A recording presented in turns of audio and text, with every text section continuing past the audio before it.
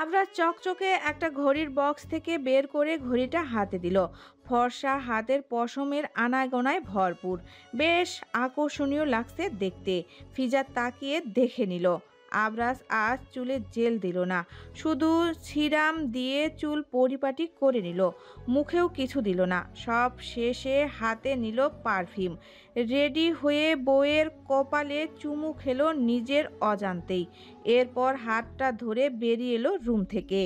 নিচে আজ ফিজা একবারও আসেনি, আসার প্রয়োজন পড়েনি। সকালে ব্রেকফাস্ট রুমে দিয়েছে সার্ভেন্ট, মূলত শাশুড়ির রুমে গিয়ে দেখা করেছেন, সেই জন্য আর নিচে আসার দরকার পড়েনি।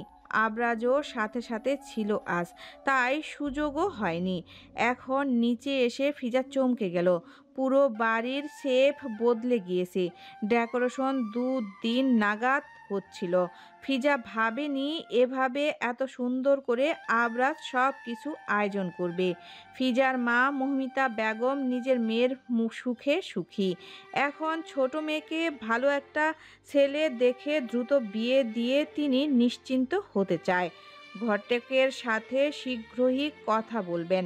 মেয়ে যে দেখতে মাশাআল্লাহ সুন্দরী, ভালোই হয়েছে তা তো তিনি খেয়ালই করেনি। 2 মেয়েকে শাড়ি পরা অবস্থায় একসাথে দেখে একজন আরেকজনের কপি মনে হলো। পার্থক্যটা শুধু একজন ছিমছাম গড়নের, আরেকজন একটু নাদুস নুদুস। দুজনকেই চমৎকার লাগছে। মন ভরে দোয়া করলেন মেয়েদের সুখের জন্য। ফিজার মা, শাশুড়ি, শ্বশুর সবার সাথে আগে কথা বলে গেল। আবরাজ এরপর তাকে নিয়ে আস্তে আস্তে সবার সাথে পরিচয় করিয়ে দিল। ফিজা খেয়াল করে দেখলো তেমন কেউ ওর দিকে চোখ তুলে তাকাচ্ছে না। অফিসের স্টাফ বা আবরাজের ফ্রেন্ড। ফিজার ভালোই লাগলো, তবে ভালো লাগা দূর করতে খুব বেশি সময় লাগলো না। যখন ত্রিনাসহ জুনায়েদ কবিরকে দেখল, ভদ্রতার খাতিরে কুশলাদি সারল মাত্র। তিনাকে তেমন পাত্তা দিচ্ছে না আবরাজ, যেটা নজরে পড়ে ফিজারও ভালো লাগে। আবরাজ মিষ্টিকে ডেকে ফিজাকে নিচে যেতে বলল।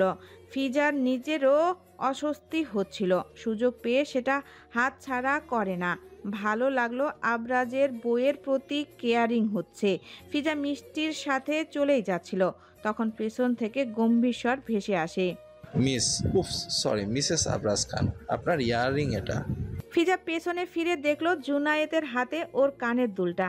নিজের কানে বা হাতে চেক করে দেখলো বা কানের জিনিস নেই। ফিজা থতমত খেয়ে হাসার চেষ্টা করলো, জোর করে হাসার চেষ্টা করে বলে উঠল, জি ধন্যবাদ।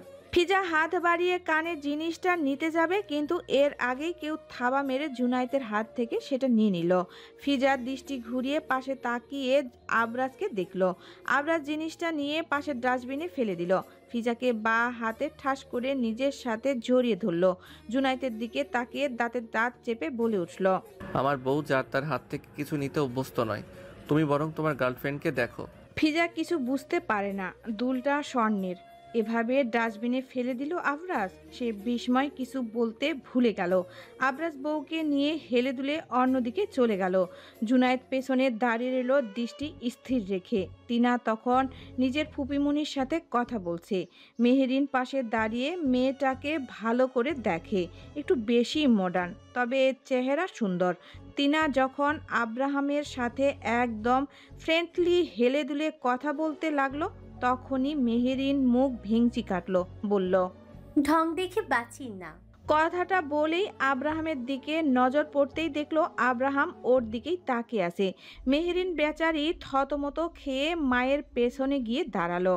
সেই বিকেলের পর থেকে ফিজা একটু নিস্তার পায়নি। মানুষজন চারিদিকে গিজগিজ করছে। আবরাজ এত সময় ফিজার সাথেই ছিল। এইমাত্র কিছু সুনামধন্য ব্যক্তিকে বাহিরে বিদায় দিতে গিয়েছে। মানুষ কিছুটা কমেছে। রাত বাড়ছে।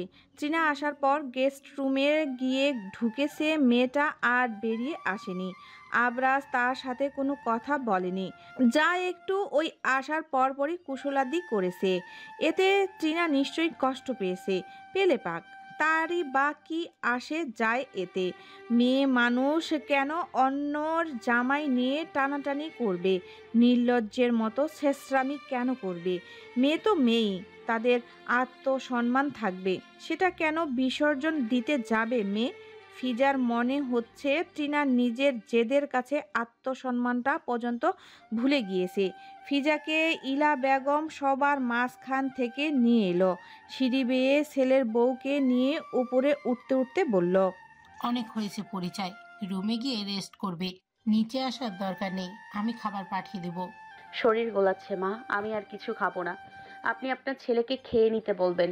দুপুরেও আমার সাথে খেতে বসে পরে কে যেন এলো, তখন চলে গেল। আচ্ছা, কাপড়গুলো ছেড়ে নিও, আমি কাউকে পাঠাচ্ছি টক কিছু দিয়ে। ইলা বেগম অস্থির কণ্ঠে বলে উঠল। ফিজা আর চোখে তাকায় শাশুড়ির দিকে, গা গোলাচ্ছে। তিনি অন্য কিছু ভেবে নিল নাকি? ফিজা তেমন পাত্তা দিল না। দরজার সামনে রেখে ফিজাকে ইলা বেগম চলে গেল। ফিজার রুমের দরজায় বেশ কয়েকবার নক করলো, দরজা বন্ধ। এর মধ্যেই মিষ্টি এলো, সাথে মেহেরিন। মিষ্টি বলল, ভাবি তুমি আমার রুমে চলো, ভাইয়া রুমে যেতে এখন না করেছে। ফিজা ভ্রু কুঁচকে তাকায়। অবুঝ নয় সে, আবরাজ নিশ্চয়ই আবার কিছু আকাম করেছে। দীর্ঘশ্বাস ফেলে মিষ্টির সাথে চলে গেল। ফিজা মিষ্টি দুজনেই রুমে গেলেও মেহেরিন কি মনে করে ছাদে গেল। গায়ে তার সেই শাড়ি এখনো। ছাদে পৌঁছাতেই সিগারেটের তীব্র গন্ধ এসে নাসানন্দে পৌঁছালো মেহেরিনের। প্রতিদিনের ন্যায় আজও মেহেরিনের উপস্থিতি আব্রাহাম টের পেল। কিছু সময় ইচ্ছে মতো সিগারেট ফুঁকে তবে ক্ষান্ত হলো পুরুষটা। মেহেরিন চুপচাপ দাঁড়িয়ে থাকে। আজ 6 মাসের অধিক সময় ধরে সে আব্রাহাম নামক এই পুরুষটাকে দেখে এসেছে। একপাক্ষিক ভালোবাসার যন্ত্রণায় এক রকম উদাহরণ এই পুরুষ। মেহেরিন তপ্ত শ্বাস ফেলল। তার বুকে যন্ত্রণা হয় ইদানিং এই পুরুষটার কথা ভেবে। আব্রাহাম মেহেরিনের এই ভাবনার মাঝেই থমথমে কণ্ঠে বলে উঠল, শোনো মেয়ে, বিয়ে করবে আমায়? রানীর মতো করে রাখবো, ভালোবাসতে পারবো কিনা জানি না। মেহেরিন চমকে উঠল। নিস্তব্ধ অন্ধকার রাত। মেহেরিন আশ্চর্য হয়ে জিজ্ঞাসা করল, ভালোবাসা ছাড়া রানী করে রাখবেন? রাখবো, একবার বিয়ে করি দেখো না। আব্রাহাম মেহেরিনের দিকে ফিরে বলে উঠল। মেহেরিনের আজ যেন সাহস একটু বাড়ল, বই কমল না। ফের জিজ্ঞাসা করল, বিয়ে মানুষ দুবার করে? আব্রাহাম এদিকে ওদিকে তাকায়। হাতের সিগারেট ফেলেছে বহু আগে। 2 কদম এগিয়ে এলো।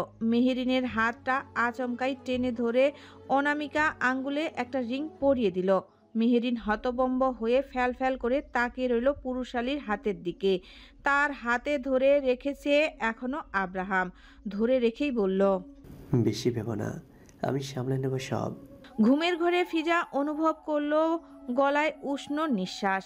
তন্দা হালকা হতে চোখ পিটপিট করে তাকিয়ে আগে নজর পড়ল আব্রাহাম খানকে।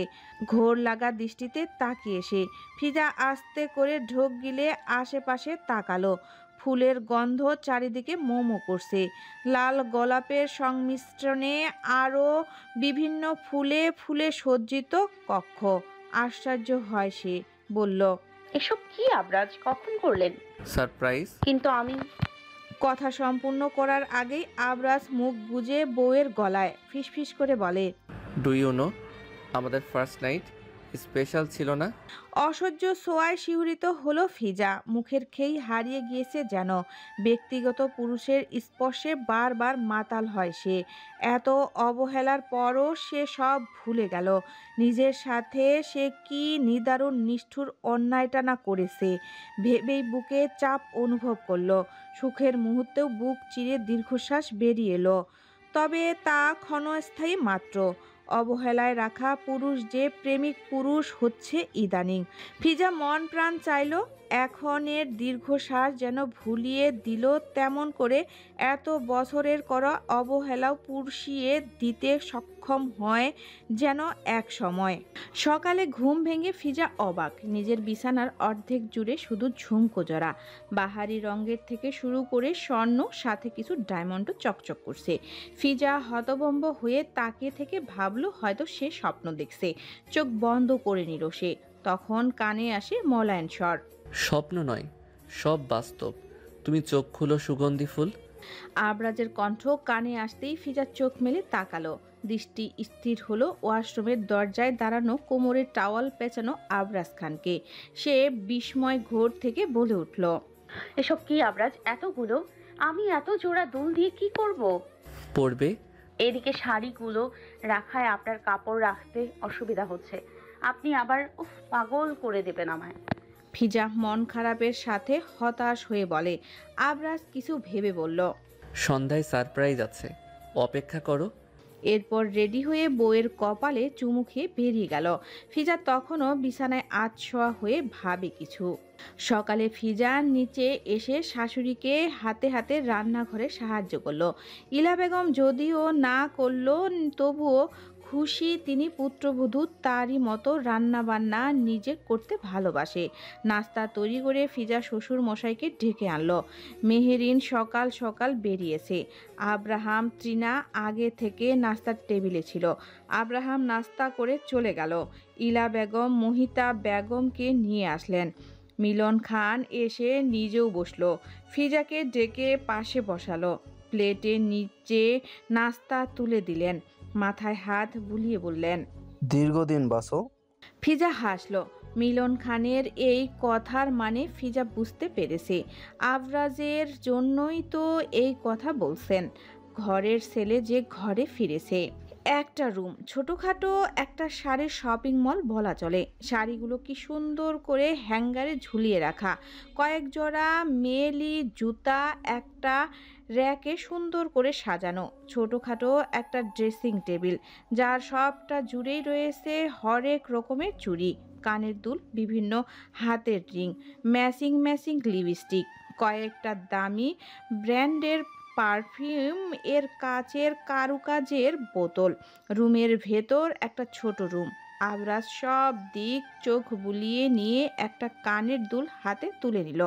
সেটা ঘুরিয়ে ফিরিয়ে দেখতে দেখতে বলল, পারফেক্ট সাব্বির। সাব্বির দরজায় দাঁড়িয়ে। ফিজা বাড়ি নেই, মহিতা বেগমের সঙ্গে বিকেলে গিয়েছে। আবরাজের জন্য অবশ্য সুবিধা হয়েছে। আবরাজ সাব্বিরকে নিয়ে বেরিয়ে এলো। সাব্বির অল্প স্বল্প আর চোখে রুম ত্যাগ করার আগে একবার দেখল। আবরাজ খানের রুমে আসার সৌভাগ্য তার হয়েই থাকে, তবে কোনো দিক ভালো করে লক্ষ্য করার মতো দুঃসাহস নেই। আবরাজ পছন্দ করে না ব্যাপারটা। সেখানে ফিজা নামের রমণী 4 বছর এই রুমে ছিল। তার জন্য অনায়াসে আসা যাওয়া পানির মতো সহজ ছিল। আবরাজ খান কিছুই বলেনি এ ব্যাপারে। বলবে কি, নিজের বউ হয় মেয়েটা তার। ইলা বেগম রাতের রান্নার প্রস্তুতি করছে। লিভিং রুম থেকে আবরাজ মাকে ডেকে পাঠালো। ট্রিনা বসে আছে একটা সিঙ্গেল সোফায়, হাতে ফোন। ইলা বেগম একটা ট্রে বুয়ার হাতে দিয়ে সাথে এলো। বুয়ার ট্রে রেখে চলে গেল। ট্রেতে একটা গ্লাসে জোশ আর একটা মগে কফি রয়েছে। আবরাজ কফির মগটা তুলে চুমুক দিল। আশেপাশে যে কেউ আছে সে ব্যাপারে সম্পূর্ণ অগ্রাহ্য করে গেল আবরাজ। তিনাও নিজের উপস্থিতি জানান দেয় না। ইলা বেগম ছেলের পাশে বসে ছেলের কপালে আশেপাশের চুলগুলো আলতো হাতে সরিয়ে দিলেন। মুখে হাত বুলিয়ে দেয়। আবরাজ গম্ভীর বলল, ও বাড়ি ফিরবে কখন আম্মু? কাল সকালেই চলে আসবে আব্বা, অনেকবার করে বলে গিয়েছে। ইলা বেগম হাসি হাসি মুখে বলে। আবরাজ মায়ের সরল মুখের দিকে তাকে এরপর বসা ছেড়ে উঠে দাঁড়ালো। পাশে দাঁড়ানো সাব্বির স্যারের মতিগতি বোঝার চেষ্টা করে। আবরাজ ব্লেজার টেনে হাঁটা ধরে সদর দরজার দিকে। সাব্বির পেছনে দাঁড়ায়। ইলা বেগম পেছন থেকে ছেলেকে ডাকতে গিয়েও থেমে যায়। এরপর তৃণার দিকে একবার তাকিয়ে ফের রান্নাঘরে গেল। তৃণা টলমল চোখে আবরাজের যাওয়ার পথে তাকিয়ে থাকে। আব্রাহাম আর জুনায়েতের বয়সের বেশ তফাৎ রয়েছে, তবে তাদের মধ্যে সম্পর্ক ভালো ছিল জার্মানি থাকতে। কিন্তু গতকাল জুনায়েদ আসার পর আব্রাহাম একবারও কথা বলেনি তার সাথে, নিজ থেকে সম্পূর্ণ এড়িয়ে চলেছে। জুনায়েদের অবশ্য এতে কিছু যায় আসে না, সে নিজ থেকে ঘুরতে বেরিয়েছে আজ। ত্রিনাকে বলেছিল, তবে ত্রিনা আসেনি। জুনায়েদ গাড়ি ড্রাইভ করতে করতে আওড়ালো। সাইকো মেয়ে মানুষ। গাড়ি থেকে নেমে আগে জুনায়েদ একটা ক্যাফেতে বসলো। রাতের পরিবেশ বেশ দারুণ দেখতে ক্যাফেটা। তখন নজরে পড়ল ওর সামনের একটা টেবিলে আব্রাহাম বসা, সাথে একটা মেয়েটার পেছনটা দেখা যাচ্ছে। পেছন থেকে চেনার উপায় নেই, তবে জুনায়েদের বিচক্ষণ দৃষ্টি ঠিকই চিনে ফেলে সেই রমণীকে। বাঁকা হেসে টেবিল ছেড়ে উঠে গেল। হাত দিয়ে ইশারা করে ওয়েটারকে কফি দিতে বলে নিচে গিয়ে বসলো আব্রাহামের পাশে। আচমকাই কেউ পাশে বসায় আব্রাহাম সহ উল্টো দিকে বসে থাকা রমণী কিছুটা চমকে উঠল। নিজেদের ধাতস্থ করতে বেশি সময় নিল না। আব্রাহাম গুরু গম্ভীর কণ্ঠে বলে উঠল, তুমি এখানে কি করবো বলো? তোমরা তো ডোন্ট কেয়ারে রেখে দিয়েছো আমায়। জুনায়েদ সামনের টেবিলে বসা রমণীর দিকে তাকে বলে উঠল। আব্রাহাম গুরুগম্ভীর। জুনায়েদের রসিকতা সুর ভালো লাগে না তার। সে সামনের রমণীকে উদ্দেশ্য করে বলল, ভাবি বাড়ি যান, আমার ড্রাইভার আপনায় পৌঁছে দিবে। ফিজার সাথে সাথে উঠে দাঁড়ালো। ব্যাগটা কাঁধে তুলে কিছু না বলে বেরিয়ে এলো দ্রুত পায়ে। গতকালের করা আবরাজের বিহেভিয়ার ছিল অদ্ভুত। সে চায় না ফিজা জুনায়েতের সাথে কথা বলে। ফিজা অক্ষরে অক্ষরে পালন করলো যেন তা।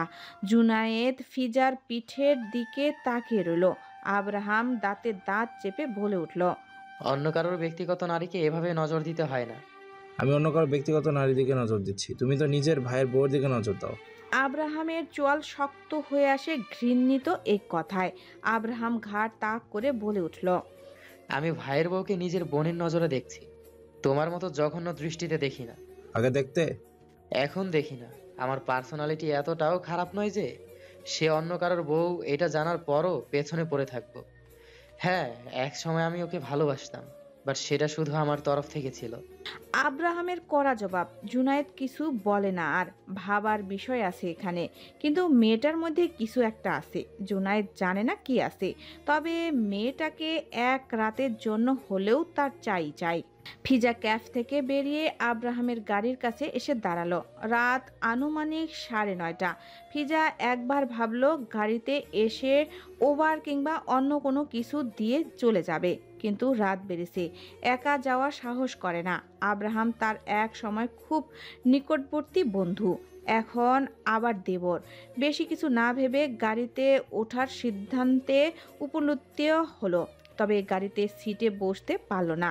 গাড়ির দরজা গাড়ির ড্রাইভার খুলে দেওয়া মাত্রই কেউ ঝড়ের বেগে যেন উড়ে এলো। হ্যাক্সকা টানে গাড়ি থেকে 2 হাত দূরে টেনে নিয়ে এলো। গাড়ি চেক করার প্রয়োজন মনে করল না। নিজের দানবীয় হাতের সাহায্যে কোমর জড়িয়ে ধরল মেয়েটার। লম্বা চওড়া কাঁধে তুলে হাঁটা ধরে উল্টো ঘুরে। ড্রাইভার মাথা নত করে দাঁড়িয়ে সালাম দিল। গম্ভীর স্বরে পুরুষটা সালামের জবাব দিয়ে হাঁটতে হাঁটতে বলল, আপনি আপনার স্যারকে নিয়ে চলুন, আমার বউয়ের জন্য আমি আছি। গাড়ির দরজা খুলে ব্যাক সিটে বসাতেই ফিজা নিজের এলোমেলো চুল ঠিকঠাক করে বিরক্তির স্বরে বলে উঠল, এসব কি আবরাজ? রাস্তাঘাটে মুখ দেখানোর পথ বন্ধ করে দিচ্ছেন। ড্রাইভার আঙ্কেল কি ভাবছেন? ইস। আবরাজ ঘুরে এসে ড্রাইভিং সিটে বসে ফিজার সিট বেল্ট বেঁধে দিতে বলল, আই ডোন্ট কেয়ার। আপনার কাছে এসব আই ডোন্ট কেয়ার হলেও বাট আই ডু। ফিজার এই কথায় যেন আগুনে ঘি ঢালে। আবরাজ নিজের সিট বেল্ট বাঁধল না। ফিজার দিকে ঝুঁকে এসে ঘাড়ের ওপর থেকে চুলগুলো আলতো হাতে সরিয়ে দিল। সঙ্গে সঙ্গে ভেসে গভীর ক্ষত, গোল গোল চিহ্ন। আবরাজ আবার সেগুলোর উপর ঠোঁট বসালো। নিজের রক্ষ সিগারেটের পোড়া অষ্টদয়ের সাহায্যে আবার তাজা করে ক্ষতস্থান। ফিজার দম বন্ধ হয়ে আসে। কলিজায় চিনচিন ব্যথা আর বুকে অসহ্য এক যন্ত্রণায় কোকিয়ে উঠে সে। আবরাজ ব্যথাতুর শব্দে আরও উন্মাদ হলো। গাড়ির ভেতর জ্বলতে থাকা লাইট অফ করে বইয়ের অস্ত্রদ্বয় আঁকড়ে ধরল। ফিজা ফুঁপিয়ে উঠল। নিঃশ্বাসের শব্দ বলছে সে আহত। আবরাজের কর্মে সে মর্মাহত। আবরাজ বউকে সময় নিয়ে গাঢ় হতে প্রগাঢ় এক চুমু খেল। অন্ধকারে বুকে শক্ত করে জড়িয়ে ধরে নিজের বুকের বাঁ পাশে ফিজার ডান হাতটা চেপে ধরে বলে উঠল, এই যে এখানে এখানে এসে একদম ঠিক করনি তুমি। এর জন্য তোমার শাস্তি প্রাপ্য। সুগন্ধি ফুল। ফিজা তখন থেকে থম মেরে বসে আছে।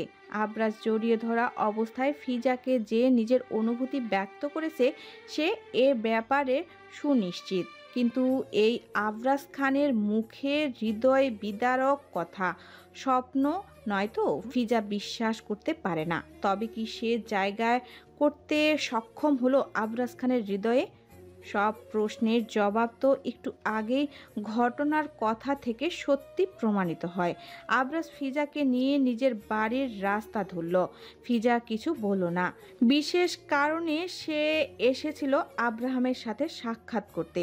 কথা হয়েছে, এখন বাকি কথা সে নিজের মায়ের সাথে বলবে। গাড়ি হঠাৎ থেমে গেল। ফিজা আশেপাশে তাকিয়ে দেখলো একটা 5 তারকা রেস্টুরেন্টের সামনে গাড়ি থামিয়েছে আবরাজ।